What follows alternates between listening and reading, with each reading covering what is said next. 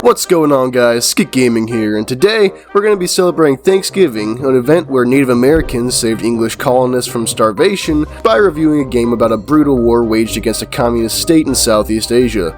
Everyone's heard of the Vietnam War, even if their country wasn't even involved in it. Depictions of this conflict are present in every form of media, from books to movies to video games. Pop culture is inundated with it, and if you spend as much time on the internet as I do, you probably see at least one Vietnam War reference a week.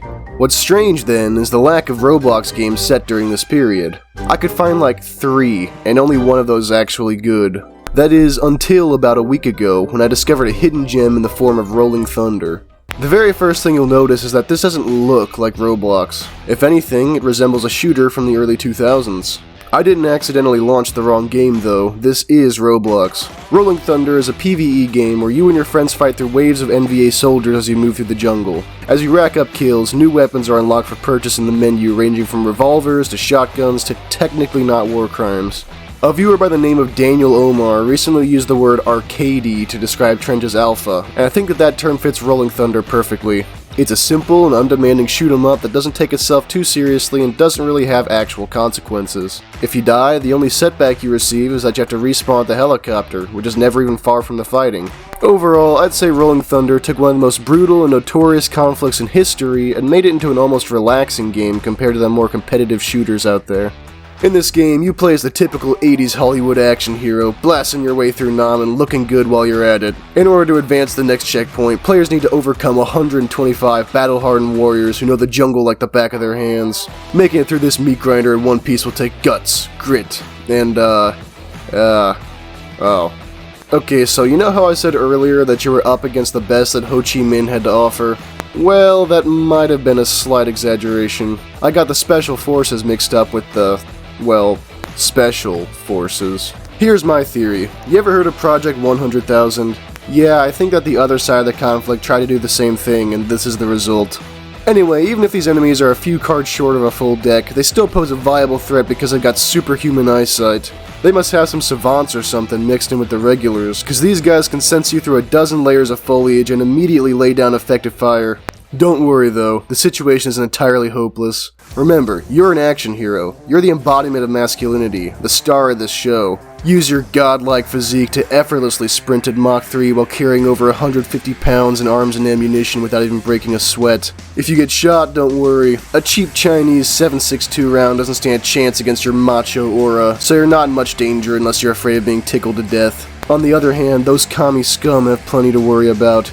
20 years of typhoid fever and boiled rice don't exactly bulk up the bod, so when an NVA soldier has a run-in with 147 grains of democracy, he's gonna crumple like a crunchy leaf in a car full of cantaloupe cobbler. Don't get too cocky though, young bull. If you get caught out in the open for too long, you will suffer death by 1,000 cuts. That's why God created rocks, so that American GIs could use them as cover in a firefight.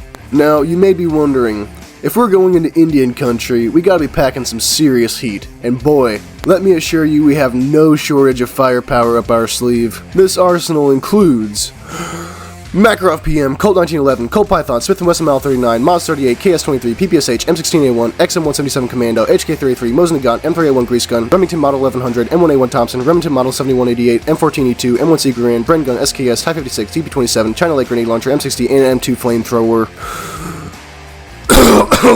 Now, with such a vast selection of armaments to choose from, how do you decide what to use? Well, in typical arcade fashion, they all fall into an arbitrary hierarchy that you need to work your way up if you want to get to the good stuff. A couple of weapons are straight garbage, but most of the others work well enough. Then you've got the Wonder Weapons, the Fatal Four, the Quadrant of Chaos, the Tetrad of Termination, starting with my pal, the DP-27. It doesn't look like much, but when you pick it up, the spirit of Lord Tachanka will enter you, and you'll experience true power as you carve a bloody swath of devastation through your enemies. The DP-27 has a habit of one-shotting bad guys, and I personally prefer to use it in semi-auto as sort of a DMR. I haven't been able to figure out if this gun even has a semi-auto option in real life, but it fires from the closed bolt, so I'm going to give it the benefit of the doubt.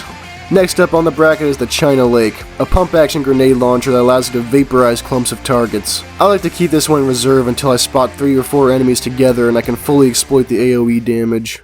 The M60 is the ultimate suppression tool. Just hold down the trigger and it'll keep chugging along for about as long as you need it to. Who needs to beat feet back to the chopper for a resupply when you're swaggering through the wilderness with 1,050 rounds on your person? For some reason, the damage drop-off is pretty dramatic for this one, but hey, you can afford to be generous with your ammo. After all, it is better to give than to receive.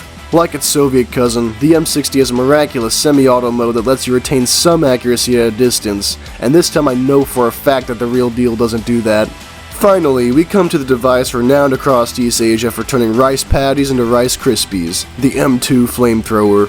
Whatever you're picturing in your head right now, that's exactly what it does. Napalm sticks to everything, and everything's on the table. It's not a war crime if you are A, actively knowing and engaging the enemy, or B, the enemy is using foliage as concealment, both of which are true in this case. The only downsides of the M2 are that it can't shoot that far and it burns through fuel pretty quickly. But hold up, I have found a solution. Remember how I made a point to mention the magical semi-auto feature on the previous Wonder Weapons? Well, what do you know, the flamethrower has it too. You can let out single squirts of napalm to conserve ammo. Technically, this gives you up to 1,001 individual shots that can be used to burn through your enemies. Every weapon I've just mentioned will basically guarantee your survival if you use them correctly. But Skit, you protest, those weapons are the best in the game. I'll probably have to grind forever to get one without paying Robux. That's where you're wrong, buddy-o. If you play your cards right, and you're basically working with a rigged deck, you'll accumulate points faster than you can keep up with. Hit an enemy? Points. Kill an enemy? Points. Mark an enemy? Points. Kill streaks are where the real points are made though. Multiply whatever streak you're on by 10 and soon enough you're making thousands of extra points every 10 kills. Progression ensues. You clear a position out, occupy that area, and then repeat the process 6 times until you make a full circuit around the map. Whenever a loop is completed, the time will shift from day to night or vice versa, and night is just not as fun. Take all the complications from earlier in the video and make it so that your enemies are even more difficult to spot. Their muzzle flashes still give them away and the moon is out in full force, so the nighttime isn't so dark that you can't navigate or fight, but it does feel like it lasts way longer than the daytime, probably because it takes longer to find and kill the enemy. Now I've rambled on long enough about the premise of this game, and this is a Skit review, so you already know what time it is. Details.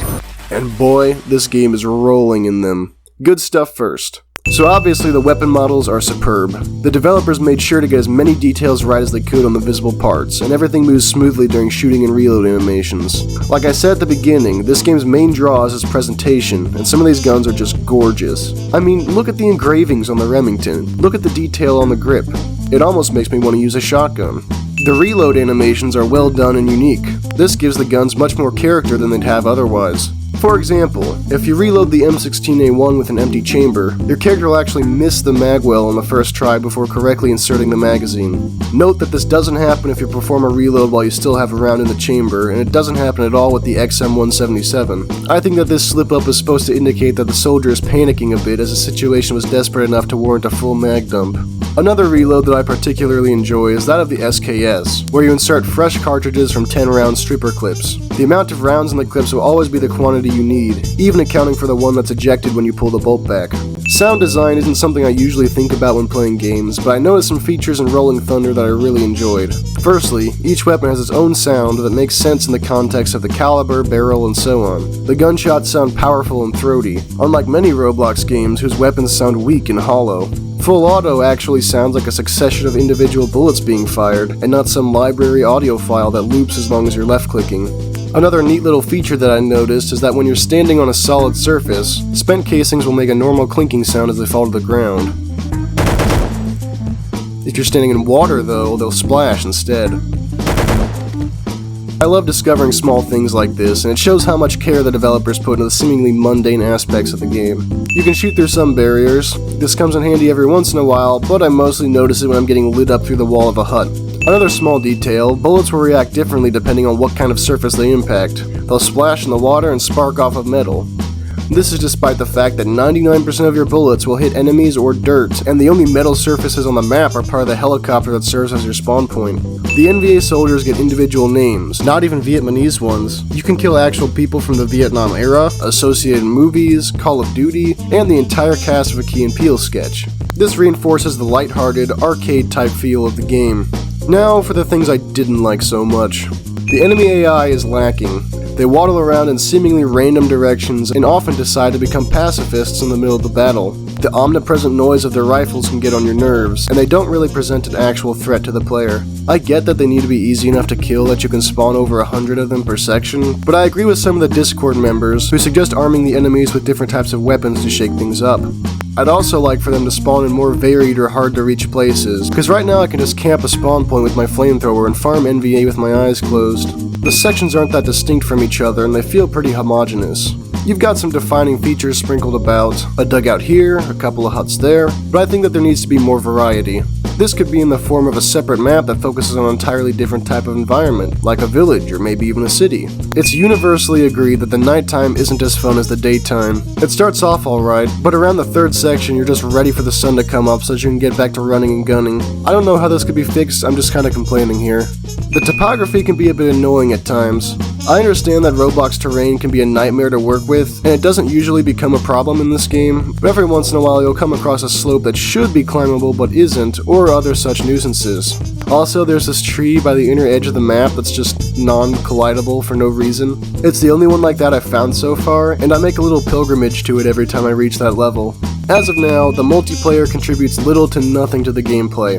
There isn't any teamwork required to win, so the other players just kinda do their own thing or block your line of fire. Finally, the damage seems a bit inconsistent at times. How come if I hit a guy in the torso from across the map it'll one-shot him, but it requires multiple headshots at point-blank range to take him out? Why does my weapon do less damage sometimes when all the other factors seem the same? I prefer the DP27 over the M60 with all its ammo because it's much more reliable when it comes to damage. I know that if I shoot someone in a specific spot at a specific range, I'll inflict a specific amount of damage. You don't get that with the M60. In conclusion, I think that for what it is now, Rolling Thunder excels in its presentation and provides decent gameplay. Updates are pushed out weekly, and the game description claims that PvP will be added in January, which I can only imagine would be more cancerous than a village hit directly with Agent Orange. In any case, I enjoy Rolling Thunder as it is, a simple PvE game that doesn't take itself too seriously. I don't know what it plans on becoming in the future, but I think that they've got something decent going right now. I rate Rolling Thunder a nice 6.9 out of 10.